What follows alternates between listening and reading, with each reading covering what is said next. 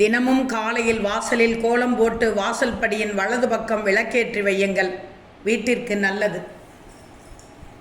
அதுவும் காலை 5 to 6 மணிக்குள். மாலையிலும் இதை செய்தால் மிகவும் நல்லது. வீட்டில் காலை வேளையில் நல்ல கடவுள் பாடல் ஒளிநாடாவை போட்டு கேளுங்கள். அது வீட்டிற்கு நல்ல சக்தியை கொண்டு வரும். உங்கள் குழந்தைகளுக்கு சின்ன ஸ்லோகங்களை சொல்லிக் கொடுங்கள். குழந்தைகள் காலை குளித்தவுடன் பூஜை அறையில் நிற்க வைத்து கடவுளை வணங்கச் சொல்லிக் கொடுங்கள். குழந்தைகளுக்கு உங்கள் வழக்கப்படி நெற்றியில் திருநீரிட்டு குங்குமம் இட்டு கொள்ள பழக்கப்படுத்துங்கள். வளர்ந்த குழந்தைகளாக இருந்தால் வீட்டிற்கு உறவினர் யார் வந்தாலும் அவர்களை வரவேற்று தண்ணீர் கொடுக்க சொல்லிக் கொடுங்கள். வீட்டில் பெரிய பிள்ளைகள் பெரிய பெண் குழந்தை படித்து கொண்டிருந்தால் படிப்பில் நல்ல ஞாபக சக்தியும் நல்ல மதிப்பெண் பெறவும் வீட்டில் கயகிரிவர் படம் வைத்து வியாழக்கிழமைகளில் ஏலக்காய் மாலை சாற்றி நெய்தீபம் ஏற்றி வழிபட நல்ல பலன் கிடைக்கும். ஏலக்காய் மாலையை கயகிரிவர் சன்னதி கோவிலில் இருந்தால் சாற்றலாம்.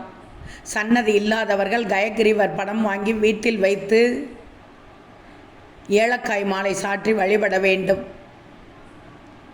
அது 7 வாரமோ 9 வாரமோ 16 வாரமோ 13 வாரமோ செய்யலாம். சிறப்பு, மிகச் சிறப்பு.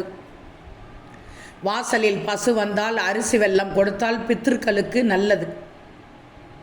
தினமும் காலையிலும் மாலையிலும் விஷ்ணு சகஸ்ரநாமம் லலிதா சகஸ்ரநாமம் சொல்ல தெரிந்தவர்கள் சொல்லுங்கள்.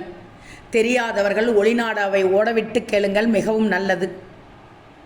வீட்டிற்கு வரும் சுமங்கலி பெண்களுக்கு குங்குமம் கண்டிப்பாக கொடுக்க வேண்டும். அவ்வாறு செய்வது மிகவும் நல்லது.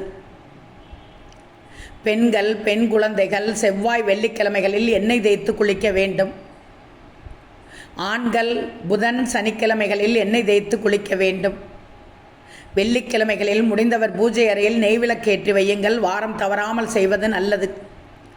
பண்டிகை நாட்கள் தை வெள்ளி ஆடி வெள்ளி வீட்டில் விசேஷ நாட்களில் வாசலில் தவறாமல் மாவிலை கட்டுங்கள்.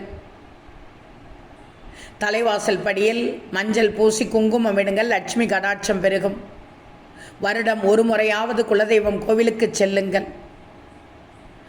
ஓம் நமோ நாராயண நமக.